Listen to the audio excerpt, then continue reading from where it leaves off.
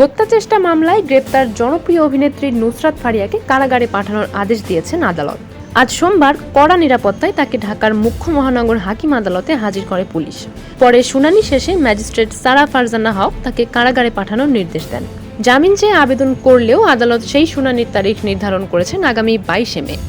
এই সময়ের মধ্যে তদন্ত কর্মকর্তাকে বলা হয়েছে ভিসা সংক্রান্ত নথিপত্র যাচাই করে প্রতিবেদন দিতে। প্রায় আধা ঘন্টা ব্যাপী শুনানিতে নুসরাত ফারিয়া ছিলেন কাঠগড়ায়। আইনজীবীরা জামিনের পক্ষে যুক্তি দিলেও তাৎক্ষণিকভাবে কোনো জামিন মঞ্জুর করা হয়নি। এই মামলার সূত্রপাত জুলাই মাসে গণ অভ্যুত্থানের সময় ঘটে যাওয়া একটি গুলিবিদ্ধ হওয়ার ঘটনাকে কেন্দ্র করে। রাজধানীর ভাটারায় কোটা সংস্কার আন্দোলনের সময় গুলিবিদ্ধ এনামুল হক অভিযোগ করেন, এই ঘটনার পেছনে রাজনৈতিক নেতৃত্ব ও শোবিজ অঙ্গনের প্রভাবশালী ব্যক্তিদের হাত রয়েছে।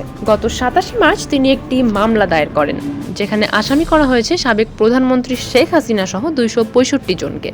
এর মধ্যে 17 জন হলেন দেশের জনপ্রিয় অভিনয় শিল্পী।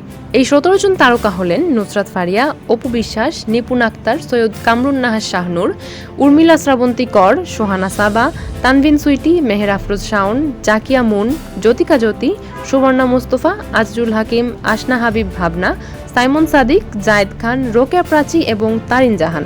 মামলার অভিযোগে বলা হয়েছে এই তারকারা সরাসরি বা প্রত্যক্ষভাবে ওই সহিংস ঘটনার সঙ্গে যুক্ত ছিলেন। আদালতের নির্দেশে 3 মে মামলাটি ভাটারা থানায় এফআইআর আকারে গ্রহণ করা হয়।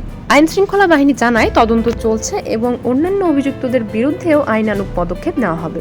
অনেকেই প্রশ্ন তুলেছেন, শোবিজ অঙ্গনের জনপ্রিয় তারকারা যদি এভাবে আইনি জটিলতায় জড়িয়ে পড়েন, তাহলে সাধারণ মানুষের কাছে তাদের গ্রহণযোগ্যতা কতটা থাকবে।